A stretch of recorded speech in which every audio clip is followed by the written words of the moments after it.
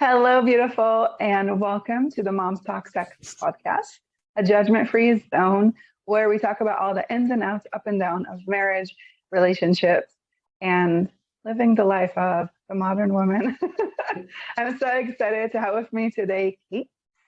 Kate, how about you introduce yourself to our beautiful women and tell us a little bit about what you do and who you are? Okay. I'm Kate McPhail, and Caitlin McPhail is her full name, but I go by Kate. And I am an astrologer and mom, and I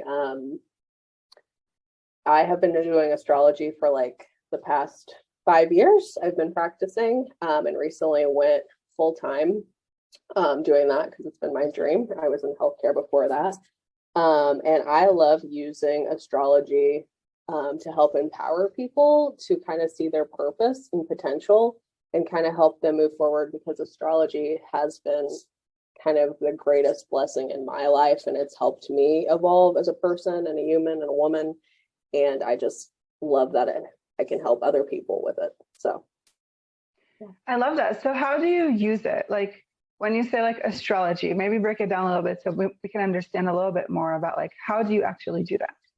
Right. So all I need is someone's birth information, and that tells me that I put it into a computer program and it prints out your birth chart. And so what the birth chart represents is it's pretty much where all the planets were at that moment in time you were born. So it's a snapshot of the heavens and the energy of the heavens and how that impacts you as a human. And it can tell you about your soul's purpose. It can tell you your physical body type. It can discuss health issues you may have, how you are in relationships, how you learn, your communication style, the ways you're unique, your career path, what kind of mother you're going to be, all sorts of things. It can tell us all of that information. Oh, I love that. So how can you use it? Like, okay, so now you're a mom, right? And you have children, and then they have their own charts. How do you use that, or what kind of tools and information do you get that you can use in your day-to-day life, right? Well, yeah. So what you'll notice if you do have children, there's themes in lineage. You'll notice that if you look at, like my mom's chart, for example, and mine, and then my daughter's, there's lineage themes, and it's pretty apparent, like the mother or the parent-child relationship, I should say. And astrology, like kind of the simplest answer to that question is astrology helps us see that our child is indeed a separate part. They're a separate soul, which sometimes as parents, I think we like take on a lot of like guilt, that mom guilt, that we are solely responsible for how our child ends up and let they accomplish things and yada, yada, yada. But astrology at least helps me remember that my child's on her own path. Not that I won't, have, a great environment for her to like flourish and whatnot, but she has her own path and I have mine. And so I think that's probably one of the best tools in terms of like comparing parents and child, and especially in the ages of like birth to 7, where the most like developmental years happen, where we kind of like leave our most imprint, that they're the most impressionable during that time, right? You can kind of use the child's chart as a roadmap on how you parent them. For instance, my daughter, she's a Gemini moon, and I'm a Capricorn moon, and my moon is very like, and moon represents your emotional body.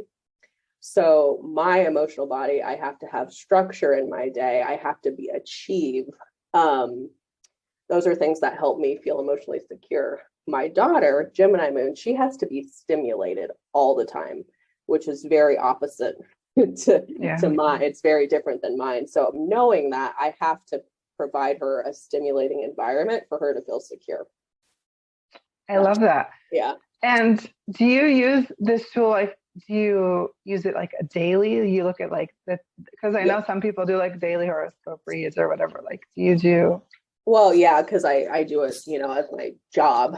I do track the planets every day, and I do pay attention specifically for my daughter. I'm always paying it because the moon really affects our children. Well, affects all of us, but it definitely affects our children. And so I know when the moon's in Gemini, because it goes through the 12 horoscopes every 28 days, right? I know when the moon's in Gemini, I'm gonna have like candy on board. I'm I'm gonna have all the like bribing things because I know it's gonna be like a rough couple of days. I like And we know that. that about ourselves too. Like when the moon comes back around to your sign, whatever moon sign you are, you know that you're going to be extra emotional during those couple of days. So I love that. And so how does it play in terms of relationships? How do you use it with your spouse or your partner? okay, so yeah, there's something called synastry, and it's the same thing that you would do with a parent-child dynamic. You would do it with your romantic partner. Um, and so basically what you do is you lay the two charts on top of each other, and it can kind of tell you the energy dynamics between two people.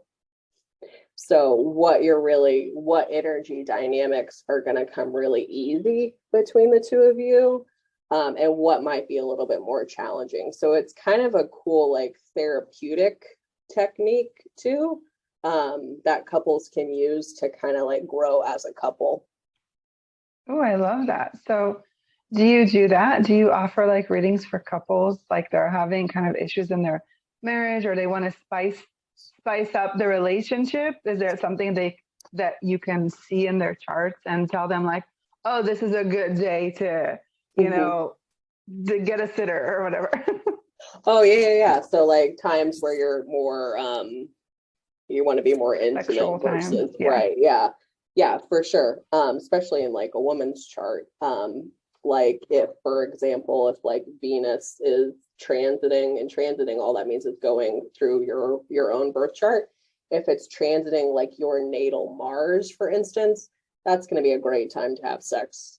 And also if that's happening like in the heavens. So if there's like a Mars Venus conjunction in the heavens, like for everybody, that's just kind of sexual energy that everyone can use. And obviously, if you don't have a partner, talking about partnership, but you can use that energy to be creative or to exercise or something, if you're not doing the physical act of sex. But that is a great time to have sex. Yes. I love that. And do you have people that come for you for this kind of stuff? Like they're like, okay, how can we connect, communicate with each other better based on our astrology map? Yes, I do synastry readings for individuals. However, my own moral compass is it doesn't have to be done by me, but I do require people to have individual chart readings done before I will personally do a synastry reading, just because I feel like someone has to know their own chart before they can pair it to somebody else's. Not all astrologers are like that, but that's kind of my stuff. I think it's really important to know, right? To know what you bring to the table and what the things that maybe you're not aware of that may be blocking you from having this great relationship communication that you desire. And do you ever have people that come to you past, like they are in a relationship, maybe the maps? Because what I feel like it's a really great, and correct me if I'm wrong, like a really good tool to communicate with each other, to kind of understand more about the person that you're in a relationship with. Absolutely. And it kind of takes the pressure off, like, for example, like an aspect is just the way the planets communicate, okay? And a challenging aspect is what we call a square in astrology. So if your Venus squares your partner's, your love language will be different, and there'll be a conflict in that. And I think if people know that and they're like, oh, I'm not fucking crazy, like this is just how we are, like that kind of takes the pressure off, and at least you're aware of it and you're like, oh, okay, like now we can work on this, if that makes sense. Yes, I like it.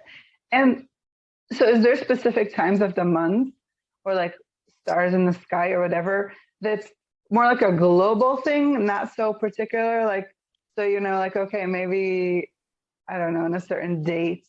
I don't know if this is a weird question, but if there's something that's more like, how they say like, oh, Mercury in retrograde. So, all your like Right, stuff like right. that. So is there something equivalent to that in terms of relationships or feeling, sexual or being in the mood or stuff like that?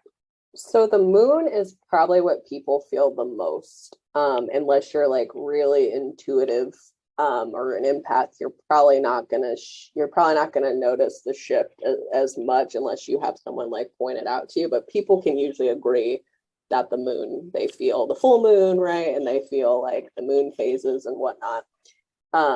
So just from the, it moving through the moon signs, for instance, when the moon's going through Aries, people are gonna feel like really independent. All right. They're gonna want to be independent, but again, there's that caveat too. Any fire sign the moon goes through, it's gonna have that heat energy. So they may want to have sex. Taurus is a very sensual sign. It's about touching and feeling and eating and feeling good. So people are probably going to feel very sexual when the moon's in Taurus. The air signs, especially like Gemini, it's going to be more of like communicating, not necessarily a big sexual sign. So yeah, to answer your question, the moon phases will make the energy shift a little bit. If that makes sense. I love that. Thank you so much for sharing. So if people want to connect with you and kind of get more information, get their charts read and stuff, how can they find you? Sure. The name of my business is Value Wellbeing. And it's VALYOU because you're your biggest asset. So valuewellbeing.com is probably the easiest way. I'm on Facebook too, Caitlin McPhail, and people can reach out to me that way too. Wonderful. Well, thank you so much for shedding light on this because it's been so really intriguing and interesting to me. Oh, cool. And such a pleasure to have you. So thank you so much for being here and for our listeners, if you have any questions to Caitlin, we'll put some her links and stuff so you can reach out if you want to get your chart read. And thank you for listening. And we'll see you next time. Bye. Thank you.